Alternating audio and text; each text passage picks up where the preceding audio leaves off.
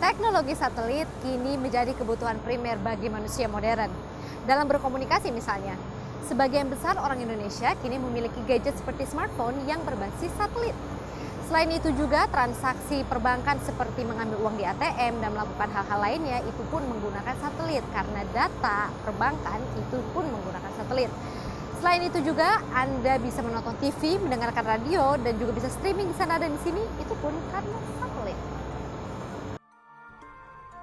Satelit merupakan salah satu infrastruktur pendukung teknologi komunikasi. Bagi Indonesia yang merupakan negara kepulauan, teknologi satelit mutlak diperlukan demi menjamin ketersediaannya jaringan komunikasi yang merata bagi seluruh masyarakat.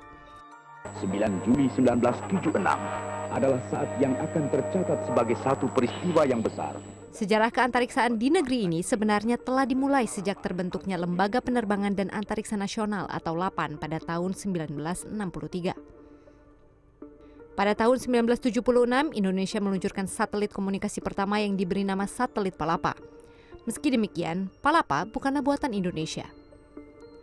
Satelit pertama buatan LAPAN diberi nama LAPAN A1 pada tahun 2007 dengan fungsi seperti kamera dan video dalam ketinggian rendah.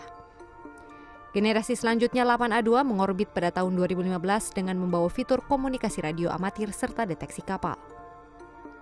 Pada 2016, LAPAN bekerja sama dengan Institut Pertanian Bogor meluncurkan satelit yang dilengkapi kamera multispektral yang memiliki fungsi untuk memantau vegetasi, alat deteksi magnet bumi, serta star sensor. Menurut Kepala LAPAN, Thomas Jamaludin, generasi terbaru LAPAN A4 yang mampu melakukan konstelasi orbit rendah untuk pemantauan bencana rencananya diluncurkan tahun 2020, namun terpaksa mundur karena pandemi COVID-19. Dalam rencana induk antariksaan 25 tahun, jadi mulai tahun 2016 sampai dengan 2040 atau menjelang 100 tahun Indonesia merdeka, itu ditargetkan kita sudah bisa membuat sendiri, satelit sendiri. Nah, itu sudah mulai dilakukan saat ini. Kedua, kita harus bisa membuat roket sendiri yang nantinya digunakan untuk peluncuran.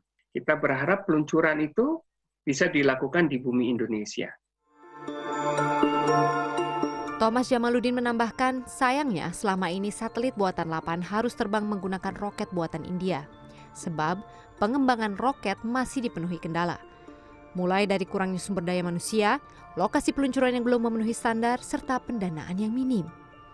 Saat ini tipe roket paling mutakhir milik LAPAN yang telah uji terbang adalah tipe RX-450 dengan diameter 46 cm dan dengan daya jelajah kurang dari 100 km. Spesifikasi ini tentu belum cukup untuk mengantarkan satelit ke orbitnya.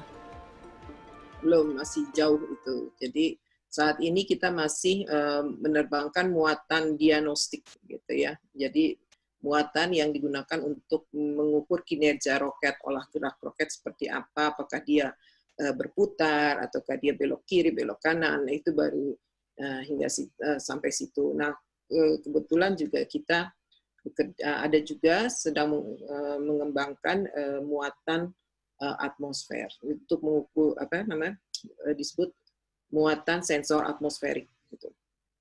Itu ditujukan untuk mengukur parameter atmosfer, jadi ada ozon, kemudian juga untuk mengukur CO2, kemudian juga mengukur